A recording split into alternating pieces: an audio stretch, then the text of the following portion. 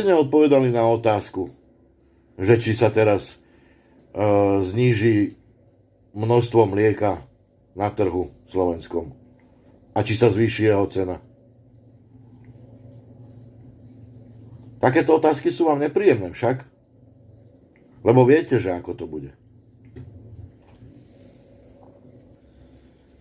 A to, komu to prospeje, tak na to si treba len počkať pár týždňov. Kto z dodávateľov zo zahraničia sem začne hromadne valiť hovädzie mäso a mliečne výrobky? Sa spamätajte už konečne. Chcete byť národný, pronárodný a robiť pre ľudí, ale doteraz, čo sa týka zahraničia, môžete tu vykrikovať, že to isté robíte vonku ako na Slovensku. Tu ste veľký šéf a idete von a ste dostratí aj za ušami. Radom všetci.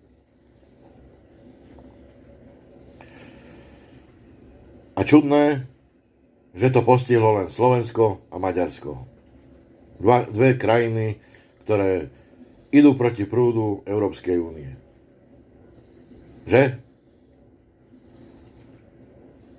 A keď už tak fúkal ten vietor z juhu na sever, ako to tvrdíte vy, tak prečo nezafúkal až do Poľska? Čo, v Komárne boli nejaké zátarasy, lapače vetra a ďalej sa to nedostalo? Však to mohlo kľudne krížom cez celé Slovensko hore na sever postihnúť až hore do Poľska, nie?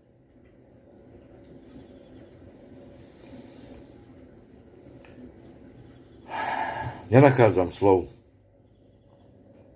Ľudia, dobre si rozmyslite, že či budete len ticho pozerať na to, ako vám tu kantria vašu krajinu, alebo začnete už niečo konečne robiť.